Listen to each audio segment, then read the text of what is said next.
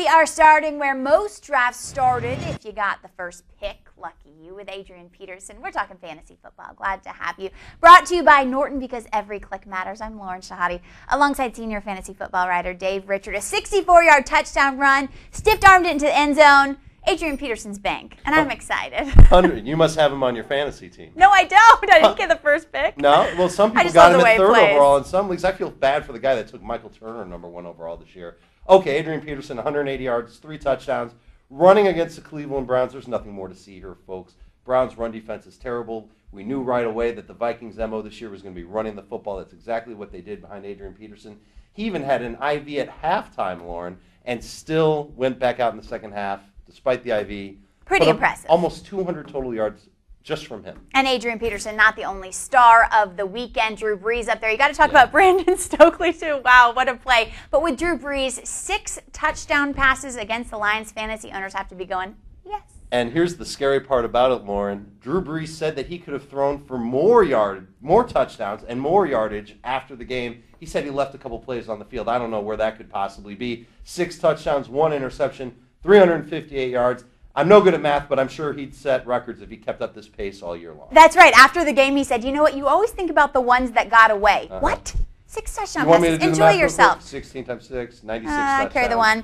Okay, from the good to the bad. Jay Cutler, his long-awaited debut, not so great. 4 interceptions. Watching that game, Dave, it could have been more. Yeah, you want to talk about bad math. Interceptions do not equal touchdowns in fantasy football. And we warned you about Jay Cutler this year, folks. We told you that this is not Denver. He doesn't have Brandon Marshall anymore. He doesn't have Eddie Royal. Now he's got Devin Hester. He was throwing deep to Johnny Knox. He was a second-day late-round pick who's got good speed, but, again, somebody you can't really rely on. In fact, he's got a lot of receivers that you can't really rely on in fantasy, Devin Hester being the main one.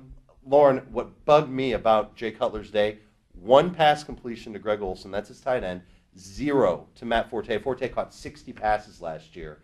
It will be a death knell. Guess who a has death him knell on Matt Forte's fantasy year if he can't add some receptions week in and week out. Guess who has him in my fantasy league? Probably you. This girl. Nice right job. Here. Okay, we've got so many quarterbacks to talk about. What is going on? Donovan McNabb could be hurt. Jake Delhomme struggles. Let's talk about it. We made a graphic for you to break it all down. Yeah, and I love graphics. They're all fun and games. Let's start with 3 guys that really struggled under center in week 1, 2 of whom you're probably looking at them in your fantasy teams and saying, do I want to keep Kurt Warner? Do I want to keep Matt Schaub? Obviously, Jake Delhomme, you drafted him to be a backup. You can cut him now. He obviously looks terrible. 4 interceptions. I'm really worried what this is going to do for Steve Smith's season. I would hold on tight to Kurt Warner. I would especially hold on tight to Matt Schaub.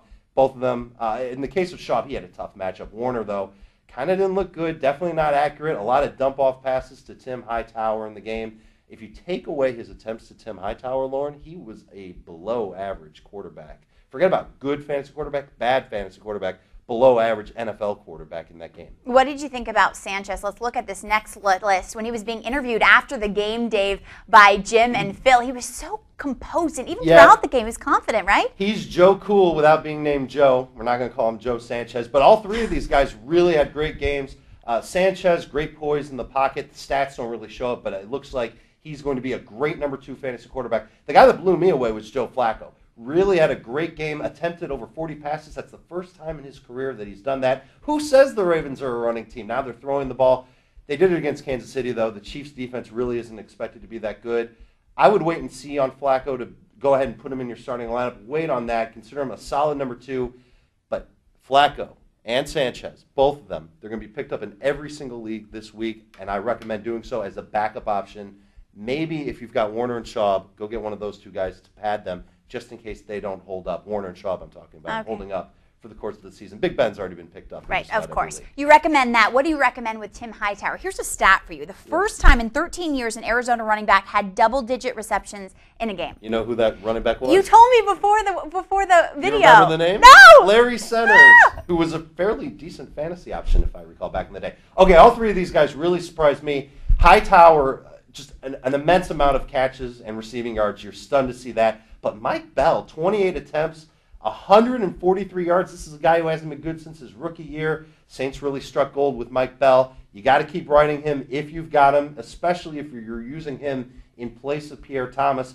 suddenly Pierre Thomas doesn't need to be rushed back into the starting lineup for the Saints. I'm sure New Orleans is feeling pretty good about where they're at right now. Okay, so you were surprised with those running backs in a good way. You were surprised with these wide receivers in a bad way. Yeah, I was very disappointed, especially with Eddie Royal, who was one of our big fantasy studs before the season. We thought he'd get like 5 catches a game, every single game in that Josh McDaniels offense. The Broncos did spread the ball around. Royal got banged up throughout the game. He only got 4 targets in the game, only 2 catches. All 3 of those guys only got 2 catches. Santana Moss, also a big surprise. You know, the Giants secondary was banged up going into the game, but they really clamped down on Santana Moss. He did not look good. The whole Redskins team didn't look good, except for your guy, Chris Cooley. He did score a touchdown. Too. He's actually the only Redskin I have on my fantasy team. Okay, well, that's good. You're not playing the homer card, which is important. No, I did that last season. I learned my lesson. Yeah, Detroit Lions fans did too.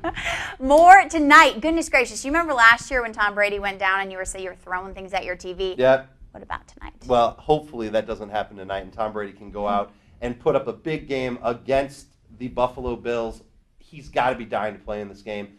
I would look for 3 touchdowns. I'm not joking around. I think he's going to hit Randy Moss, twice in the game. I think Brady's just going to have an awesome game. And LaDainian, I was on LaDainian's case all offseason long. I didn't think he'd be good. I love him in week 1 against Oakland. He has dominated the Raiders week in and week out throughout his career.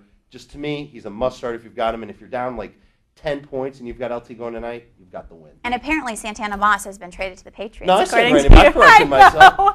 I'm kidding. I got Canes on the brain. I hear you. Fantasy football today every Sunday. You got to watch it. Check it out. It's 2 hours long, right? 2 hours long. I'm going to be up there with Brian Jones and Jason Horwitz this week, breaking down everything you need to know from week 2. Sleepers, busts, steals, deals, everything down the line to help you win your league. That's what we're here for. Sounds like a good time. See you there.